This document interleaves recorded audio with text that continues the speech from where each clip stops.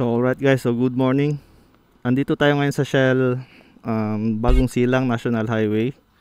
So time check natin ngayon, it's already 2:50 na ng umaga.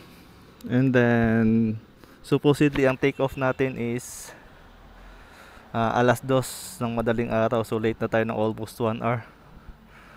So day 1 ng Philippine Loop natin, galing Iligan City papuntang Dipolog to Bacolod City kung kakayanin. So, quick review lang ng motor natin. Itong motor natin is Honda Click 125i version 2. So, meron siyang 33,768 na odo. So, nabili ko nga pala itong motor natin. It's second hand na. So, if Philippine Loop natin itong second hand na motor natin. So, paano? Let's go.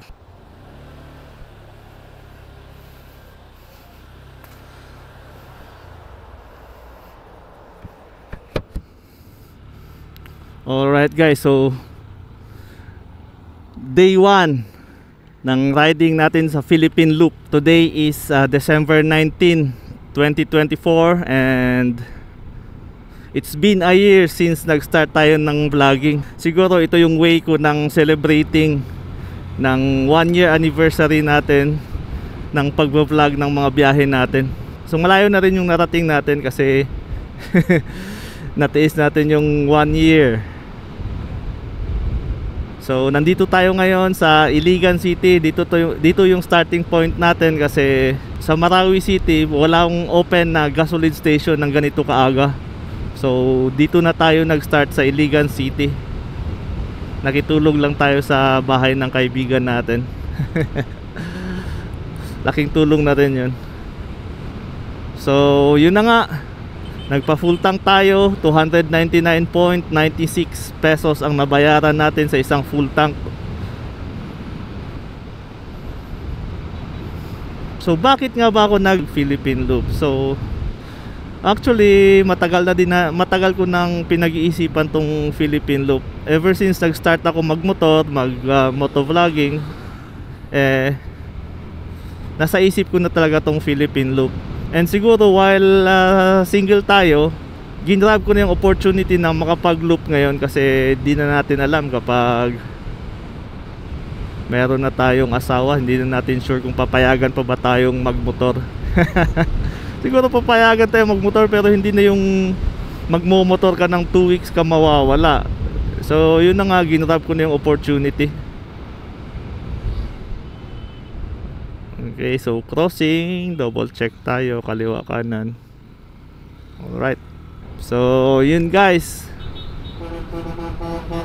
And then hindi ko na siguro hihintayin na sa pagtanda ko, magsisisi na lang ako na sana nag-Philippine Loop ako nung medyo bata-bata pa ako kasi mas may enjoy mo yung loop kapag medyo bata-bata ka pa. At saka tingnan nyo naman tong biyahe natin, always solo rider tayo, kaya siguro hindi na advisable sa matatanda mag solo ride. So while I'm still young, mag loop na tayo. You will never know, hindi na natin alam kung kailan tayo ulit makakapag loop, diba? So ito na yung chance, ginrab ko na yung opportunity. So ito nga palang Iligan City guys. And syempre may mga lights sila. December 19 tayo ngayon. So pabonggahan ng mga ilaw dito. Alright, so tinanggal ko na nga pala yung ano natin, yung Philippine Loop na jersey kasi umulan kagabi. So baka maputikan. Time check natin 2:57. So yung plano nating alas 2 na bumiyahe naging alas 3. So bumiyahe tayo ng ganito kaaga guys. So kung nanonood ka ng mga previous vlog ko, sinasabi ko talaga na di tayo bumiyahe ng gabi or ng madilim pa. But may exception kasi ngayong Philippine Loop natin is hinahabol natin yung Roro, alas 8 na Roro. So Ang schedule ng Roro is alas 8 siya aalis sa Dapitan. Yun yung hinahabol natin. Kasi kapag tumobra tayo sa alas 8, parang ang susunod na biyahe is alas 12. So darating tayo sa May Dumaguete mga 4 na. Kaya plano kong agahan para mahabol natin yung alas 8 na Roro. Alright guys, so ganito kaaga umuulan. Ay nako.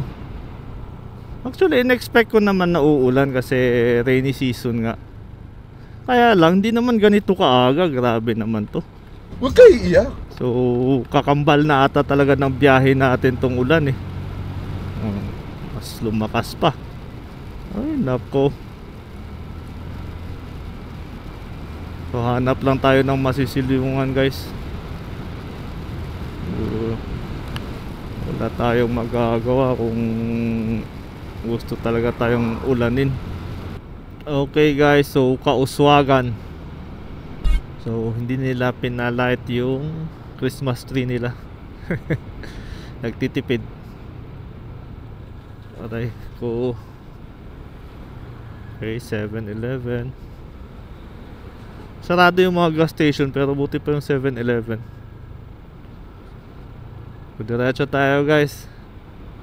Susunod na bayan is Bacolod. Okay guys, so bayan ng Bacolod. Ganda ng ano nila oh, bus terminal nila. So time check natin 3:35. Mabagal yung biyahe natin kasi umuulan. And then may mga malalaking sasakyan so hindi natin nakikita yung daan. So as usual guys, priority natin is yung safety natin. So di bali nang malate tayo sa lakad natin, importante buo tayong makakapunta doon. Di natin kailangan magwaswas para lang masunod yung schedule natin. Safety first po talaga tayo sa lahat ng biyahe natin. Alright. So 7-Eleven. So medyo nakakatakot lang kasi sobrang dilim ng sa unahan natin. Hindi sa madilim na dahil gabi, nakikita nating may mga ulap. Sobrang kapal ng ulap sa unahan natin. So wag naman sana. Kahit ganito lang, importante dire-diretso yung biyahe natin kahit mabagal. Okay guys, so bayan ng Maigo. So time check natin ngayon 3:44 ng madaling araw. Okay guys, so bayan ng Kulambugan. Wow, ganda ng munisipyo nila. Susunod na bayan, ang bayan ng Tubod, kapital ng Lanao del Norte. So siguro kung may makita tayong mga kakanin guys, kakain tayo. Alright guys, so bayan ng Tubod. So ito yung provincial capital nila. Di masyadong maklaro. So bayan na tayo ng Tubod guys, and dito tayo tatawid sa Pangil Bridge papuntang Tangub City. So time check natin 4:18 na ng umaga. So medyo madilim pa rin. So medyo mabilis yung biyahe natin. Akala ko mabagal. Sana umabot tayo ng alas 8 sa may Dapitan Port or alas 7 para tuloy-tuloy yung biyahe natin pa Bacolod City. So pagdating dito sa Rotonda guys, so kakanan lang tayo dito papunta sa Pangil Bridge. So first time nating dumaan dito sa Pangil Bridge ng ganito ka-aga. So last time na pumunta tayo dito, sobrang lakas ng hangin. Muntik nang liparin yung drone natin eh. Akala ko di na makakauwi. Alright guys, so Pangil Bridge at 4:23 in the morning.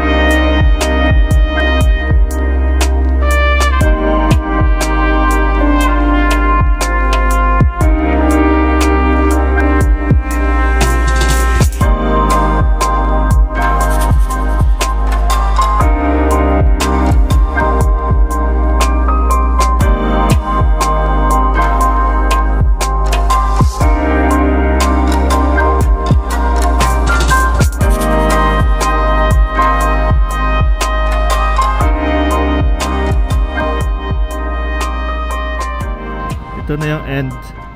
So province of Misamis Occidental. Alright. So officially guys, Tangub City na tayo. And kakaliwa tayo dito, Silang Port, then kaliwa Tangub City. Wow. So itong Tangub City guys is ang Christmas capital ng Mindanao, or I'm not sure if Mindanao or ng buong Pilipinas. So tingnan natin.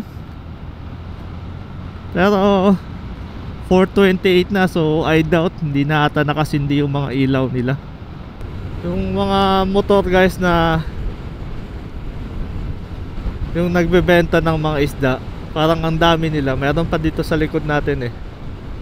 So parang pupunta sila sa may dagat para bumili ng isda, then ibebenta nila. Kasi parang nagkakarera sila or parang nagmamadali sila. Siguro first come first serve yung ano nila, yung pagbili nila ng isda. Well, anyways guys, diretso tayo. Meron pa tayong more than 2 hours na babiyahin papunta sa Dapitan Port. Sana abutan natin yung alas 8 na barko papuntang Dumaguete City. Alright guys, so ito ata yung boundary ng Misamis Occidental at Zamboanga del Sur. So check natin. Yun na nga guys, Misamis Occidental, highway boundary, Misamis Occidental and Zamboanga del Sur. Gumawas yun. So alright, so officially Zamboanga del Sur na tayo guys. So time check natin, 5:02 na ng umaga. So far so good. Kahit medyo inulan tayo kanina, dire-diretso naman yung biyahe natin. Di naman ganun kalakas yung ulan. So kinaya lang ng powers natin guys. Ay nako. So swerte pa rin kahit papaano. So according kay Google Map, meron pa tayong 2 hours and 13 minutes sa babiyahin papunta sa Dapitan Port. So sana hindi na tayo ma-delay kasi alas 8 yung alis ng barko. Sana maabutan natin yan para dumating tayo sa Bacolod mamayang gabi. Try natin kung Bacolod or Iloilo tayo magpapalipas ng gabi. Okay guys, so if I'm not mistaken, bayan ng Tambulig. So nung nag Mindanao loop tayo, dito tayo nagpa-gas up sa Petron. So dire-diretso lang tayo guys. So medyo madilim pa rin. So balikan ko lang kayo ulit mamaya. Alright guys, so bayan ng Mulave. So according kay Google Map, meron pa tayong 2 hours and 2 minutes sa babiyahin. So far so good guys. And then time check natin, 5:30 na ng umaga and medyo madilim pa rin. Ay nako. So baka alas 6 na to lumiwanag. Dire-diretso na tayo guys. Kasi saktong-sakto lang yung oras natin. Sunrise. Woo! Pero sana wag naman umulan. Sana wag naman umulan. Patay tayo dyan. Ang ganda ng sunrise doon guys oh. Sana may magandang view tayo. May magandang pwesto tayong makita na klaro ang sunrise. So ngayon paakyat na tayo sa bundok. Pero guys, kung naalala nyo nung nag Cebu tayo, dito din tayo dumaan. Hindi lang talaga siya nakikita kasi medyo madilim pa talaga. So bago lang yung sunrise. Time check natin 5:29. Medyo madilim pa rin dito na side kasi nasa may western part tayo ng Mindanao. Guys, hindi ko lang alam kung nakikita nyo, pero ang ganda ng background na bundok. Alright, so medyo maliwanag na. Time check natin 5:39 ng umaga. So sinuot natin yung kapote natin kasi sobrang lamig. Hindi na kinakaya ng kapal ng balat natin. Woohoo! So yung kapote lang, yung jacket lang yung nasuot natin. Yung pants wala pa. Wow, ganda ng sunrise guys, oh. So if I'm not mistaken, nasa may Sergio Osmeña tayo banda. Di ko lang sure. Pero dire-diretso lang tayo.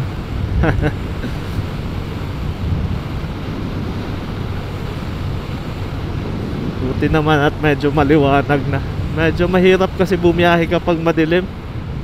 Alright guys, dito yung pinuntahan natin nung pakanan tayo. Ang ganda ng view dito eh. Meron ding waterfalls. So dito tayo sa kaliwa, diretso tayo ng Dipolog City. So time check natin guys, 6 o'clock na ng umaga. So gas check natin, nasa 3 bars na lang natitira. So siguro aabot pa yan sa kabilang bayan. So umaambon. Ayaw talaga tayong lubayan ng ulan eh. Maambon na naman guys. Alright guys, so bayan ng Sergio Osmeña. So umaambon pa rin. So according kay Google Map guys, meron pa tayong 55 kilometers na babiyahiin. Oh, nako, umuulan pa ata doon. Tay tayo dito. Grabe ang fog, oh. Grabe ang fog. Then umaambon. Ay nako. So okay lang guys, medyo malapit naman tayo eh. Nasa may 1 oras na lang na biyahe. So sana wag nang lumakas yung ulan. Kung ganito lang eh, dire-diretso yung biyahe natin. Pero kung lumakas pa eh, delay tayo. So according sa kay Google Map, mayroon pang 18 kilometers para dumating tayo sa Dapitan Port. So malapit na guys. Then hopefully makabili ka agad tayo ng ticket papuntang Dumaguete. So dito kakaliwa tayo, hindi tayo didiretso. So kaliwa tayo papuntang Dipolog City.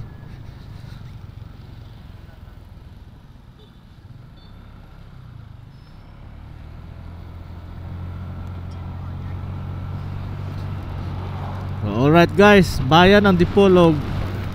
So umuulan na naman. Ay nako. Parang lumalakas pa yung ulan. Kailangan ng tumabi. So approaching na tayo sa Pulawan Port or Port of Dapitan.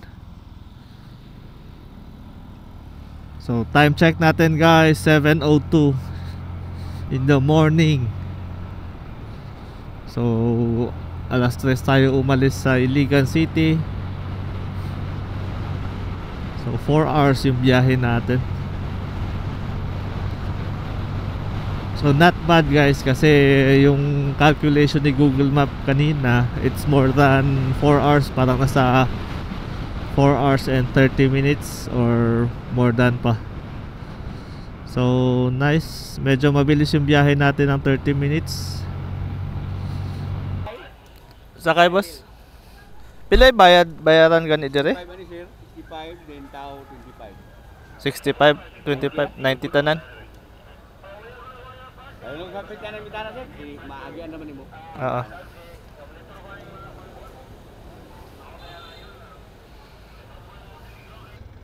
Montenegro sir? Dumaguete? Salamat.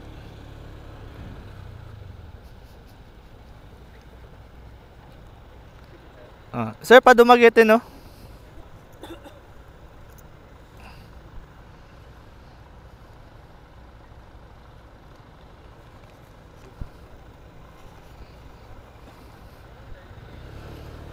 Wow, gumagalaw.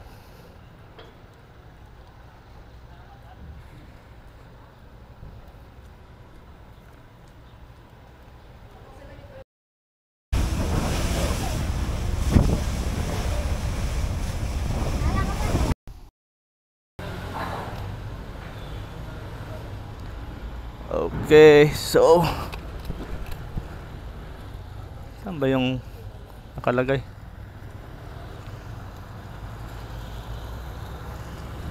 Welcome to Dumaguete. Sabi naman to si kuya. Kailan ba umikot?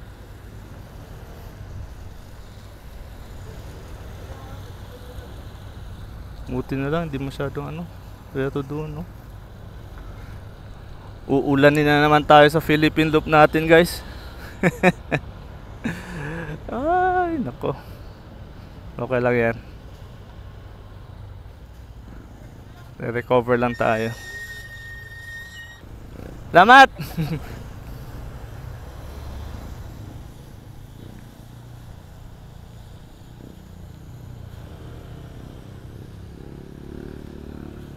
Picture lang tayo dito, guys.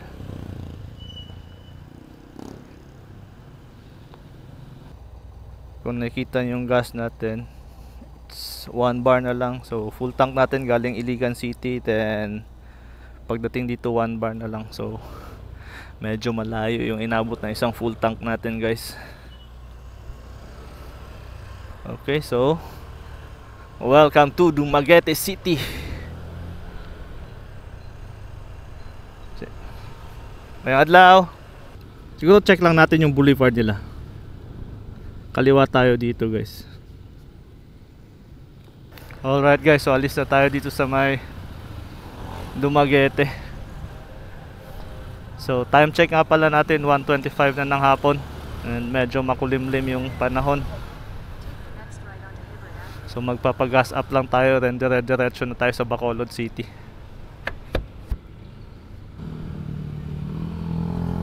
Silliman University.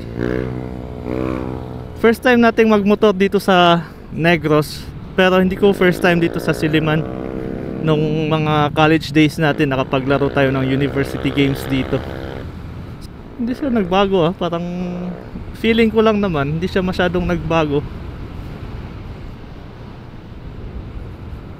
Silliman, isa to sa oldest na university dito sa Pilipinas.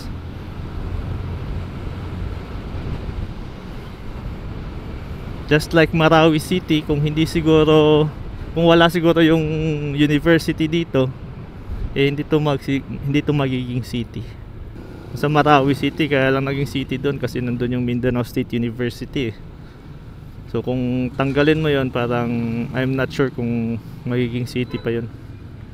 Gas up tayo, tingnan natin kung mayroong Shell or Petron. So haba ng tinakbo ng 1 full tank natin, so sa halagang 300 pesos sa Shell, maabot tayo dito sa Silliman or dito sa Dumaguete. So tingnan nyo naman, guys, yung kalangitan sa harapan natin, sobrang dilim. So meron pa tayong 5 hours na babiyahin papunta sa Bacolod City, and then ganyan yung panahon.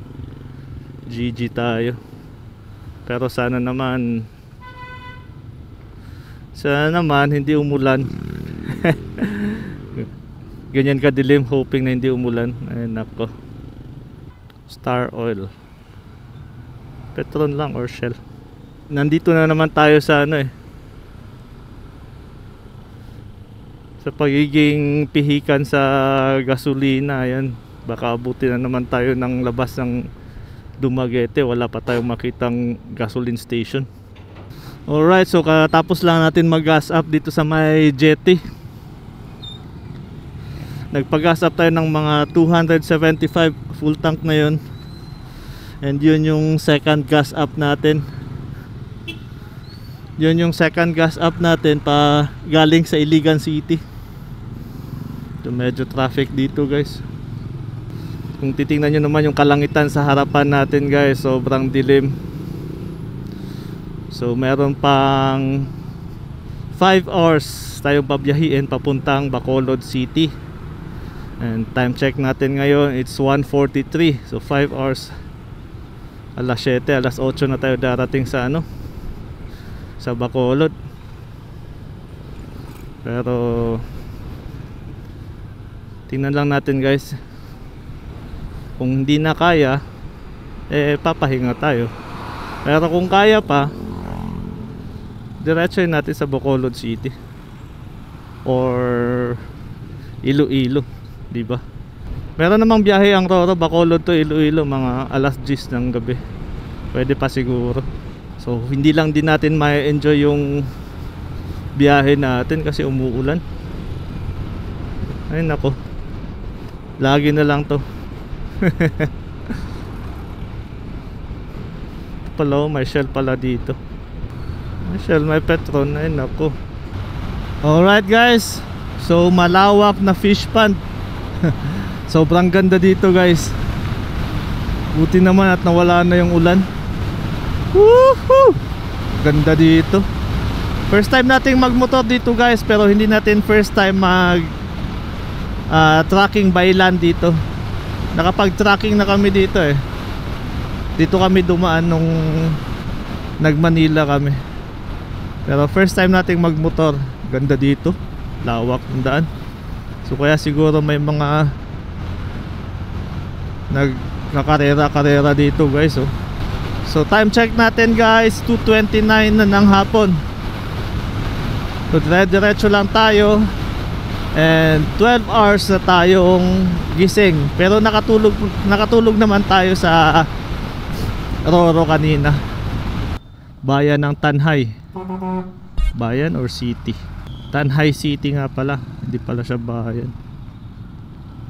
Then kakaliwa tayo dito para Bais. Susunod na city ata dito guys is Bais. According sa signage, 14 kilometers ang city ng Bais. Isa sa reason kaya ayaw kong magabihan dito kasi itong bundok na dadaanan natin. So parang feeling ko madilim dyan kapag gabi, and mahihirapan tayo kung tayo lang mag-isa. Or hindi naman mahirapan, nakakatakot kung tayo lang mag-isa. So yun ang reason ko kaya ayaw kong gabihin dito na part. Pero siguro naman pag nalagpasan natin to, okay naman siguro kasi nung nakita ko parang mga coastal area naman yung dinadaanan natin. Welcome to Bais City, Negros Oriental. Tingnan nyo naman yung view nila guys oh. Ganda. So itong Negros nga pala, ito yung sugarcane capital of the Philippines. So kung nakikita nyo, karamihan ng mga tanim nila is mga tubo. Overtake lang tayo kasi medyo mabagal.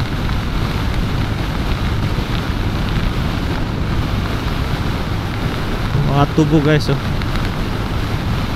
Harvest season na nila. Grabe. Sobrang daming straight na ganito dito guys. Kaya pala maraming mahilig magkarera dito. Pero hindi tayo magkakarera. Normal takbo lang tayo guys. Sino pa namang hindi bibirit sa ganito oh? Teko. Puro asfalto. Sobrang straight. Okay guys, so according kay Google Map, meron pa tayong 3 hours and 43 minutes away from Bacolod City. So gagabihin tayo. Ay nako, pero okay lang yan guys. Tiwala lang. Kasi ang goal ko ngayon is at least maabot natin ang Bacolod City bago tayo magpahinga, or mas mabuti kung darating tayo sa Iloilo City bago tayo magpahinga.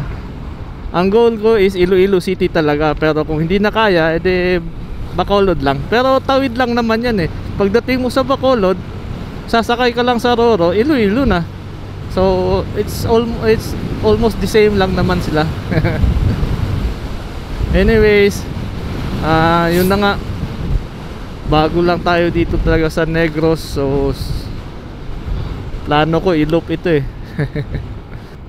So gusto ko sanang magpalipad ng drone dito, kaya lang ang ganda oh. Hirap kasi pag yung naghahabol ka ng Roro, yung oras yung hinahabol mo. So di maganda to sa loop natin. Pero okay lang naman itong Negros guys, malapit lang to, pwede natin tong puntahan ulit. So ang priority lang natin ngayon is umabot tayo sa Bacolod. Pero syempre, enjoy din natin yung yung lugar. Kahit hindi na tayo magpalipad ng drone, importante ma-enjoy natin yung lugar. So far, itong ganitong kalsada dito, parang pwede ko siyang i-compare sa Cebu eh. So highway pero 2 lanes lang.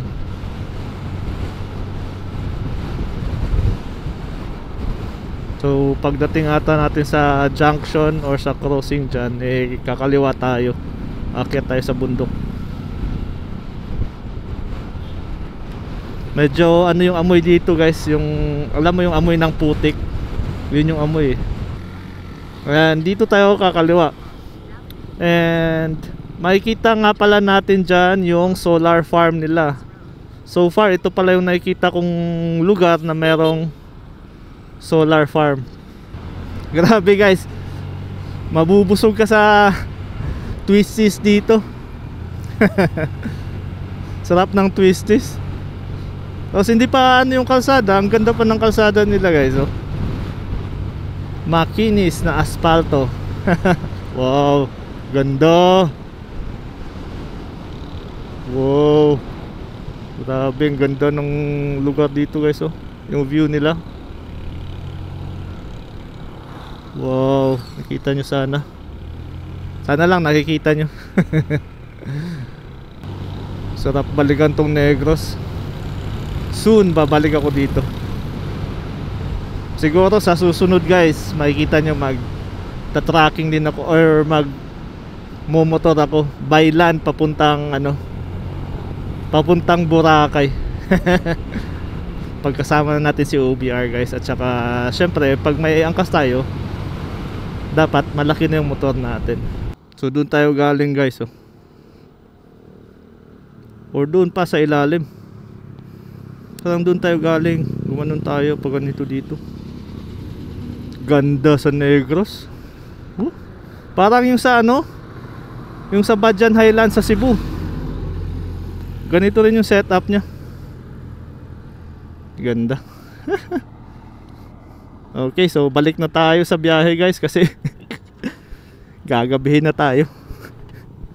Swerte ng mga nakatira dito, wag lang lumindol. Swerte ng mga nakatira dito, busog na busog sila sa view. Oh, wow. Itong malaking sasakyan na to guys, mga tubo yung dinadala nito eh. Oh, oh. Grabe yung skill ng bus driver dito. Kailangan magaling ka talagang mag-drive ng bus dito kasi yung estimation tulad kanina, oh. Di ko alam sana tayo guys. Basta nasa may bundok pa na part. Ay gagi, gulat ako dun. Ay nako, itong mga sasakyan, pag umovertake kayo sa motor, magbusina naman kayo. Yung busina lang na, oy dadaan ako, hindi naman din yung grabing busina. Gagi, nagulat ako dun, ah. Oh, kaskasero si kuya.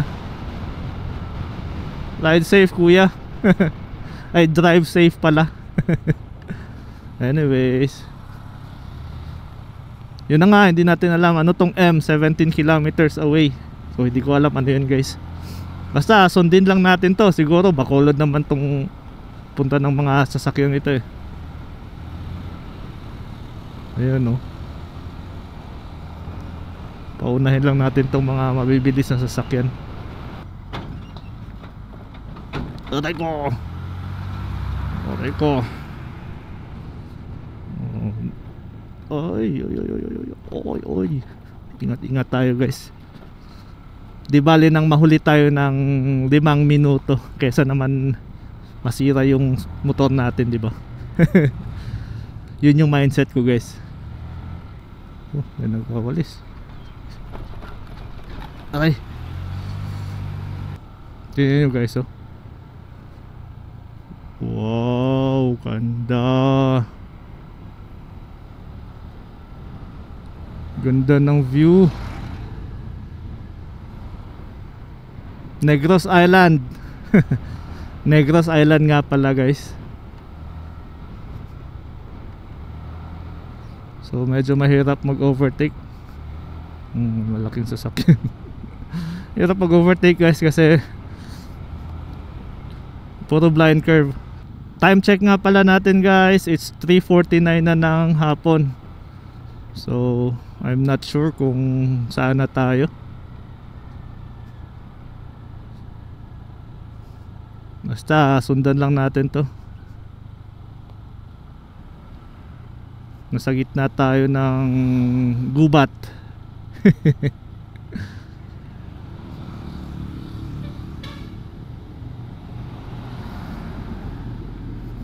Nakakatakot dito kung solo rider ka tapos gabi mag-isa kang bumabiyahe dito na wala kang kasama, walang ibang sasakyan, ikaw lang.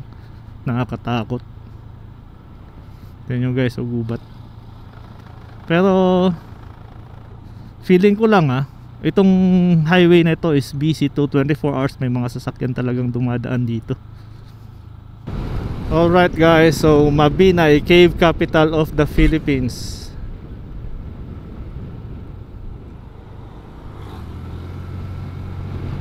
Sa may sentro na ata tayo ng Mabinay.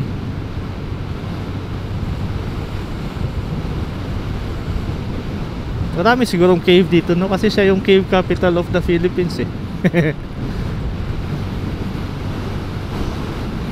Ganda ng view. Okay guys, so pinakabayan ng Mabinay. Alam saan tayo dito. Lawak ng lugar nila, oh. So time check nga pala natin, 4:07 na ng hapon. So according kay Google Map, meron pa tayong 2 hours and 49 minutes na babiyahiin papuntang Bacolod City. Medyo malayo pa, 128 kilometers. Tingnan nyo guys, oh. Wow. Parang roller coaster lang. Ganda pa ng view, oh. So siguro dito matagal yung sunset kasi nasa western part tayo ng Pilipinas. Unlike sa eastern medyo madilim na ngayon eh. Ngayon nasa western to. Western tayo, so baka maliwanag pa, mga 5:30 maliwanag pa siguro. Which is good. Hirap kayang bumiyahe ng madilim. Okay guys, so sa junction na ito, kakanan tayo papunta sa Bacolod City.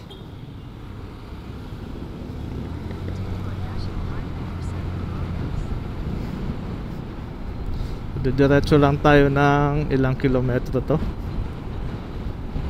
6.5 kilometers. Diretso na to guys, 88 kilometers. Himamaylan City Hall. Lapit na City Hall nila guys, oh. May land bank pa. Wala pa tong sahod. Wala tayong mawi-withdraw guys kasi wala pang sahod. Anyways, back guys. Time check natin 5:21, so medyo madilim na.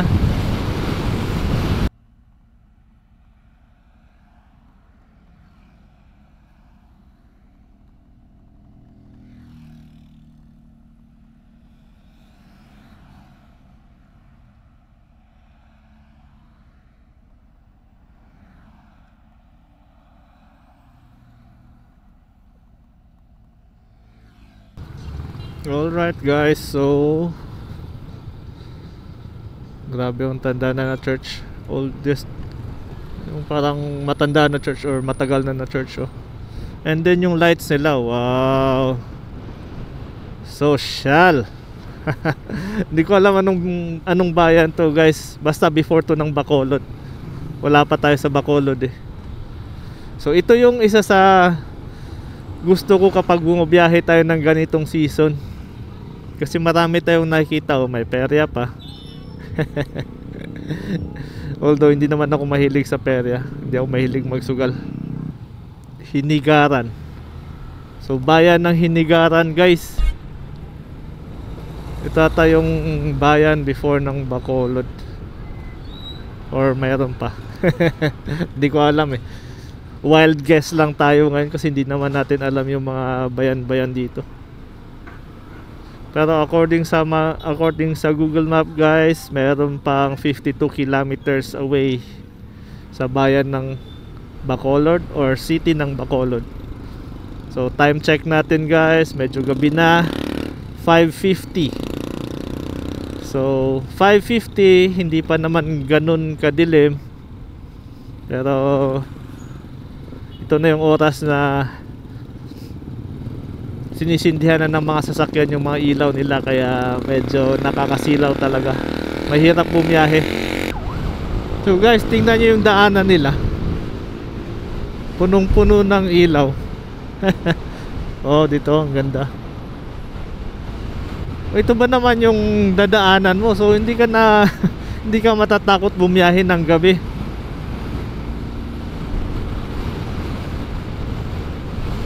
So ito lang ata yung lugar na magandang bumiyahe or okay lang bumiyahe kahit gabi. Kasi kung walang street lights, meron sila yung reflectorized na maliliit na ilaw sa kalsada. Meron silang ganun. Tapos ang ganda pa ng kalsada nila. Sana all. Mapapasana all ka na lang talaga. Pero yun lang, kalaban talaga natin tong ulan. Hindi pa naman umuulan, umaambon pa lang naman.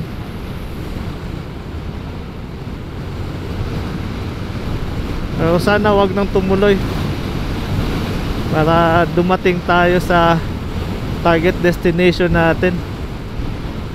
Tulad nito, oh, umuulan, so nakailaw yung mga sasakyan, hindi natin masyadong makita.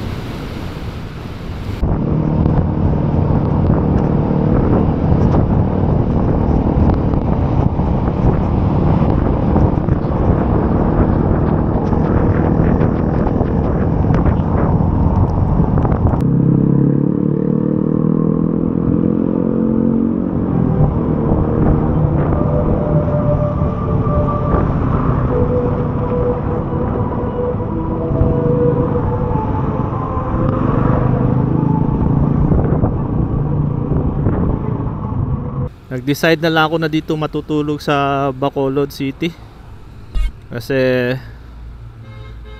di maganda yung panahon. Baka pagdating natin doon sa Dumangas, umuulan pa rin. Tapos tiningnan ko sa maps, parang walang malapit na tulugan doon sa Port of Dumangas. So nata-traffic pa tayo, guys. As you can see, guys, blinking na naman yung fuel gauge natin.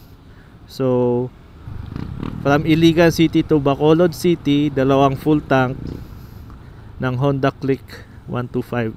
Saktong sakto lang din kasi blinking na rin eh.